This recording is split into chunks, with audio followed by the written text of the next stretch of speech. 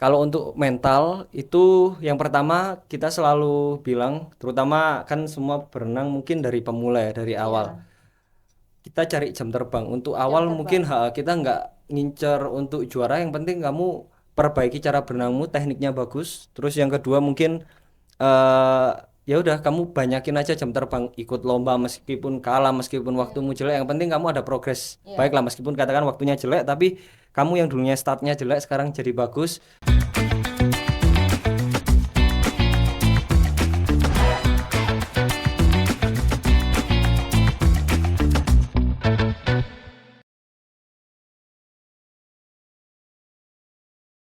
Halo Tribuners, kembali lagi bersama saya, Septiana Cahyani Eka Saputri dalam podcast Cakap Sana, Cakap Sini.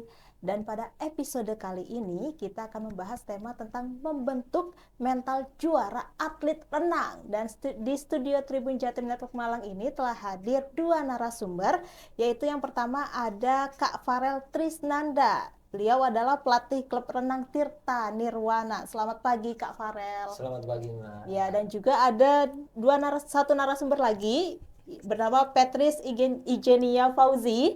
Dia adalah perenang asal Malang yang telah memborong 8 medali emas di ajang Festival Akuatik Indonesia 2023. Selamat pagi Kak J. Pagi. Kak Jet ya panggilannya ya? Ya, Iya, selamat pagi ya. Ya, dan boleh disapa dulu Tribuners yang ada di rumah. Halo teman-teman Tribuners semua. Ya. Iya, halo, sudah. Oke, terima kasih ya Kak Farel dan Kak Petris atau Kak Jet ya telah hadir di studio Tribun ini ya Kak ya. Dan juga Kak Farel. Nah Kak, ini kan Tirta Nirwana ini kan dibentuk tanggal 17 Februari 2008. Ya, betul. Sebenarnya Tirta Nirwana ini apa sih Kak? Tirta Nirwana ini sebuah klub renang yang berdomisili di Kota Malang. Jadi tujuan Tirta Nirwana dibuat ini untuk mencari bibit-bibit atlet berbakat di Kota Malang. Selain itu kita juga menyediakan, selain kita mencari bibit untuk prestasi, kita juga ada kelas untuk pemula yang baru belajar berenang, ada juga pra prestasi itu. Jadi kalau di klub kita yang sudah bisa dua gaya minimal, Gaya apa aja dan Kak? contoh misal gaya bebas atau gaya dada, dan dia udah bisa 50 meter. Jadi kolam untuk lomba kan standar internasional ada 25, ada 50. Nah, standar di kita minimal ya itu bisa 50 meter sama bisa minimal dua gaya. Dua Itu sih, gaya. ya. Lalu ada privat untuk tes juga ya Kak Ya, ya? jadi untuk privat test itu contoh kayak misal kedinasan, Mm-mm. polisi atau Hmm, akmil ya. itu bisa juga. Selain itu mungkin ada yang untuk apa namanya kesehatan. Biasanya kan ada orang tua yang hobi Iya, berenang gitu Kak. berenang. Jadi dia bisa juga privat. Itu mungkin nyesuaiin dengan jam kerja orang-orang itu, terus bisa juga antar pelatih sama si klien itu menyesuaikan sendiri. Iya, Itu iya. sih. Kalau untuk kelas pemulanya tuh nggak dibatasi usia ya kak ya? Kalau untuk kelas pemula kita minimal 4 tahun nggak? 4 tahun Iya, minimal. karena motorik untuk anak usia 4 tahun itu Hmm, lagi bagus-bagusnya, lagi ya. meningkat lah. Hmm, Jadi kalau misal 4 tahun ke bawah mungkin kita sarankan dia perkenalan dengan kolam. Jadi sama keluarga hmm, dia dibawa ke tempat wisata, ke hmm, kolam sambil diawasi untuk eh, buat dia bisa nyaman dulu lah sama hmm. air, pengenalan. Itu sih. Biasanya kalau untuk kelas pemula nih gaya renangnya gaya apa kak? Kalau pemula kita di kalau di klub kita itu Iya. gaya dada atau bebas. Jadi Hmm, kita cari, oh misal awal dia kita coba bebas-bebas dia kadang kurang apa ya, kurang cepat. hmm, Mungkin kita kasih gaya dada. Jadi kan tiap orang mungkin kadang mudengnya atau pemahamannya beda-beda. Ada yang mungkin di gaya dada dia bisa lebih paham, di gaya bebas dia lebih ini. Jadi kita majukan dua gaya itu dulu. Itu sih. dua Iya, gaya itu dulu gaya bebas sama bebas dada. dan gaya dada Ya, untuk pemula ya kak ya, ya. Iya. Dan sampai saat ini ya kak ya, ini kan Tirta Nirwana itu telah mencetak atlet-atlet rendang berprestasi ya kak ya. Sudah ya. ada berapa atlet yang berprestasi di Tirta Kalau Nirwana sendiri? untuk yang prestasi itu Iya. sebenarnya rata dari Oh berbagai rata. kelompok umur. Cuma apa namanya di klub kita, jadi kita mulai pondasi dari awal yang kecil-kecil itu kita perbaiki dari teknik dulu. Jadi kalau misal kita nge-push, oh dikasih beban yang berat apa itu takutnya cedera dan lain-lain. Ya. Nah, contoh atlet yang berprestasi ini kayak Patrice yang di sebelah saya Patrice, ini. oh iya.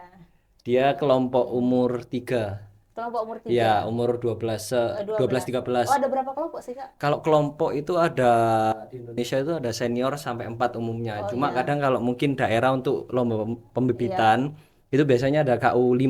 KU5. Jadi KU5 itu biasanya 2014 ke atas. 2014 ke atas. 14, 15, 16 itu. Oh iya, iya. Kalau yang Patrice ini kebetulan KU3, kelompok umur 3. Kelompok umur 3. Ya. Dan ini Patrice ya, Kak Jet ini yang dikalungkan ini medali FAI ya? Iya. Iya. Ini medali FAI, ini ada berapa? 3 emas ya? Iya, 4 emas. Itu sisanya ada ada kan ada 8 emas ya? iya, peraihnya. 8 emas ini 8 emas, 4 1 perak, 1 perunggu. Ya, ini Tribuners, medali yang diraih oleh Patrice Ijenia Fauzi ya, yang telah meraih ajang Festival Akuistik Indonesia 2023.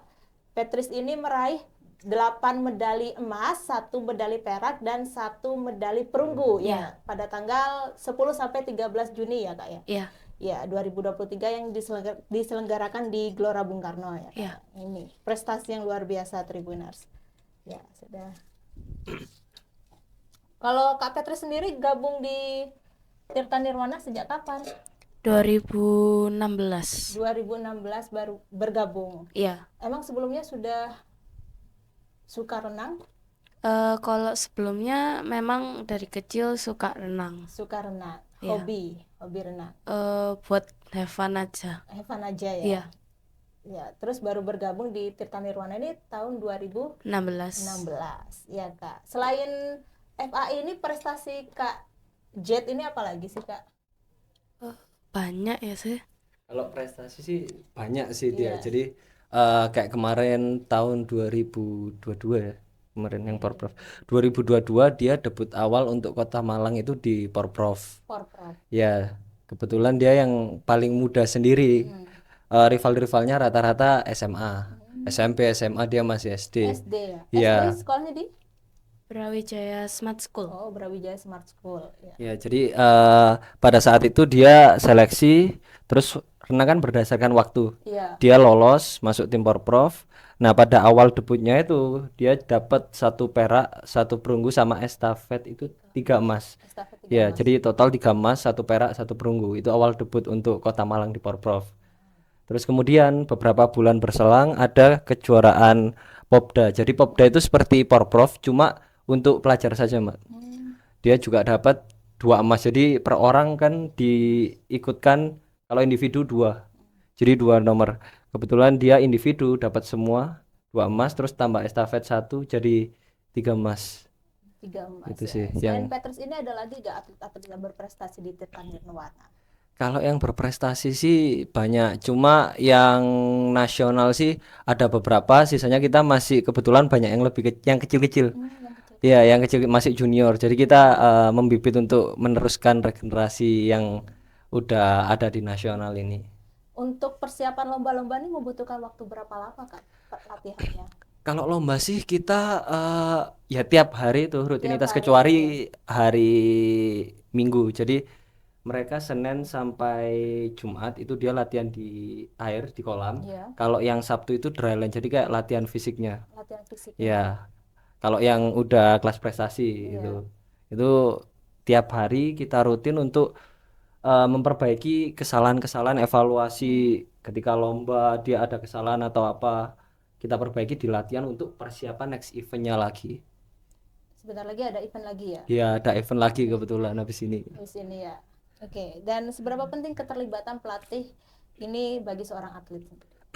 Kalau pelatih sih sangat penting menurut saya. Jadi pelatih ada untuk mengoreksi, mengevaluasi sama membimbing si atlet. Kalau misal nggak ada pelatih, katakan dia dikasih program, kamu programnya misal jalan A, dia misal si atlet jalan B, pasti nggak akan dapat hasil. Jadi pelatih kayak misal kamu ini berenangnya kurang bagus tekniknya, kamu waktunya kurang segini, terus selain maintenance di kolam, kita juga harus maintenance dia di rumah. Tapi bukan tentang apa namanya hal-hal yang lain ke privasi dia di rumah, tapi lebih ke arah kayak misal gizi. Kita mengamati, kebetulan saya pun juga ngamati. Kamu harus laporan makanmu gimana, terus kamu nggak boleh ini, nggak Iya, boleh iya. itu, tidur kamu jam berapa, bangun kamu jam berapa. Jadi Diatur ya Kak ya iya, semuanya. jadi saya pesan ke atlet saya, Iya, meskipun junior atau senior, iya, kalian kalau pengen jadi atlet yang iya. bener-bener atlet, jangan nanggung. Kalian nyemplung sekalian nyemplung. Nyemplung sekalian nyemplung ya. Ya, karena saya lihat kalau atlet di Indonesia kadang mungkin meremehkan dari gizi, terutama gizi atau Iya, lifestyle lah. iya. Jadi saya bilang kalau kamu pengen lifestyle, tiru aja yang atlet juara. Kamu tiru dia meskipun kamu belum juara, tapi kamu berpenampilan, kamu berperilaku, berlifestyle seperti dia. Nanti kalau misal kamu bisa seperti dia, kamu makan bener, gizi bener, terus beberapa faktor pendukung kamu bener, pasti akan bisalah berprestasi. Jadi jangan kamu ngeremehin hal-hal yang sebenarnya itu hal detail yang harus kamu lakuin. Jangan sampai kamu remehin karena semua itu step by step. Jadi pondasi kita harus kuat. Fondasi kita harus Kalau kuat. kita ngeremehin dari awal, nggak akan bisa sampai ke prestasi itu. Iya. Kalau mengatur pola makan atlet renang sendiri seperti apa sih Kak? Kalau pola makan, contoh kayak misal si Petris ini dia, Iya. ya semua sih.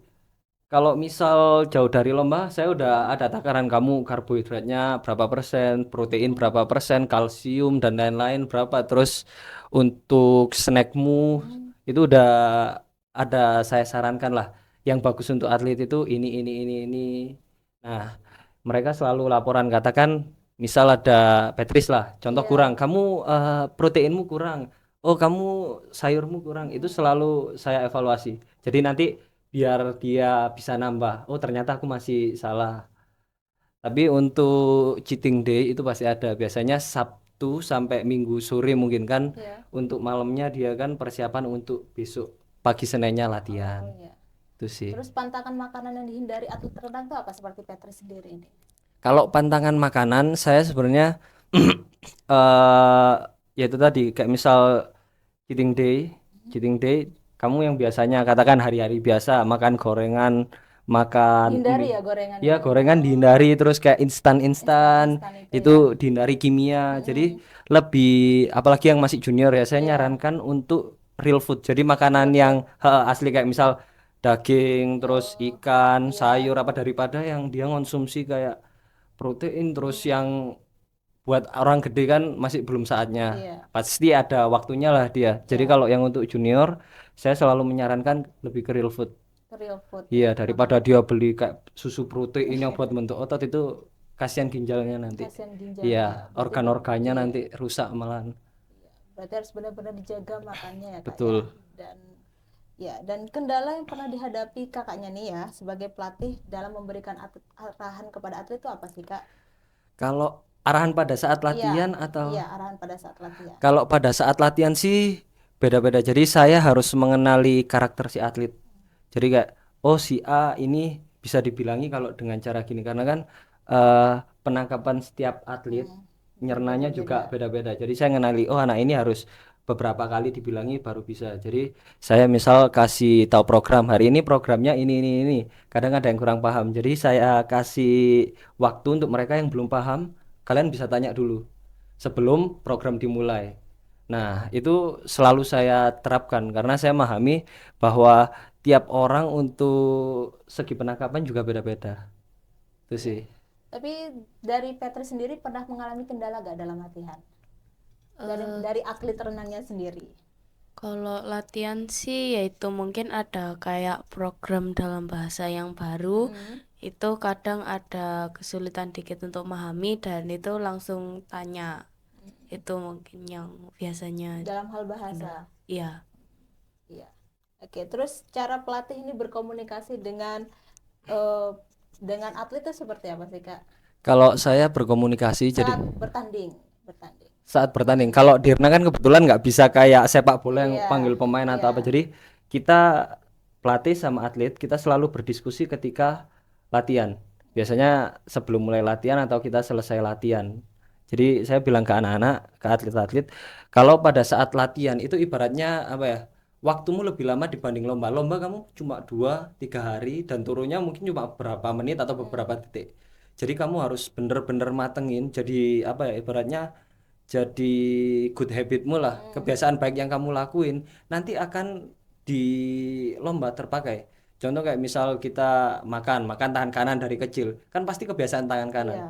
Latihan pun sama. Jadi kayak misal kamu berenang mulai start underwater, breakout, export apa buat pertandingan, kalau kamu biasakan di latihan, pasti nanti akan dapat. Nah, kalau untuk pada saat pertandingannya mungkin briefingnya pada malam hari sebelum lomba atau pada saat pagi hari sebelum dia pemanasan itu sih. Seperti itu ya Kak. Ya, Terus cara mendisiplinkan atlet saat latihan atau saat bertanding seperti apa Kak? kalau mendisiplinkan pada saat latihan, saya selalu diskusi bukan cuma ke atletnya tapi ke orang tuanya. Jadi saya kasih pemahaman ke si atlet sama orang tua bahwa di renang kita harus kayak gimana gimana step by step lah. Kadang kan ada mungkin ini pandangan semua pelatih sama sih. Di Indonesia kan ada pelatihnya tujuannya untuk atlet ini bisa maju prestasi tapi sesuai dengan progresnya. Anak ini misal umur segini kan nggak bisa langsung digenjot. Nah, kadang di Indonesia itu orang tua selalu menggurui si pelatih. Jadi kan si anak ini apalagi masih kecil kan bingung. Kayak misal pelatihku bilang ini, tapi orang tuaku bilang gini. Nah, biasanya terjadi ketika orang tuanya bernafsu untuk si anak ini cepat juara. Cepat juara. Ha, Ambisi ambisi orang yang tua. terlalu besar. Kadang kan ada yang misal si anak dikasih seperti itu dia bisa, tapi kalau yang misal nggak bisa malah nanti takutnya terganggu psikisnya sama mungkin dia bisa berhenti untuk menjadi atlet karena terlalu banyak tekanan pressure dari orang tua. Seperti itu ya. Iya, jadi saya selalu koordinasi dengan orang tua atlet supaya mereka sama-sama tahu tujuan kita seperti ini, seperti ini, seperti ini. Si anak harus ngelakuin latihan, terus berangkat, jangan telat, makan, terus tidur. Kita bilangi, kita florkan ke semua orang tua sama atlet supaya kita satu tujuan. Jadi kalau misal pelatih aja yang punya tujuan, atlet sama orang tua nggak ada, nggak akan bisa mencapai prestasi. Iya. Terus terakhir ya Kak ya, ini cara pelatih membentuk mental juara atlet renang ini seperti apa? Kalau untuk mental itu yang pertama kita selalu bilang, terutama kan semua berenang mungkin dari pemula ya, dari awal. Kita cari jam terbang. Untuk awal mungkin kita nggak ngincer untuk juara, yang penting kamu perbaiki cara berenangmu, tekniknya bagus. Terus yang kedua mungkin eh ya udah kamu banyakin aja jam terbang, ikut lomba meskipun kalah, meskipun waktumu jelek, yang penting kamu ada progres. Baiklah meskipun katakan waktunya jelek, tapi kamu yang dulunya startnya jelek sekarang jadi bagus, itu bisa bagus, itu sebuah kemajuan. Terus untuk apa namanya mental yang gede-gede mungkin dia ada ketika dia punya target, aku pengen nomor satu, aku pengen waktu kayak gini, tapi nggak sesuai dengan realitanya, kadang kan down. Mungkin saya kalau ke atlet saya selalu bilang ini salah kita, maksudnya bukan pure salahmu. Ayo kita sama-sama bangkit lagi, kita bangkit lebih kuat, jangan sampai kamu apa ya nyerah. Nyerah. Saya selalu bilang ke anak-anak gini, jadi eh, jangan sampai kamu nunjukin kalah terus nangis di depan lawanmu apa malah mereka bersorak-sorak.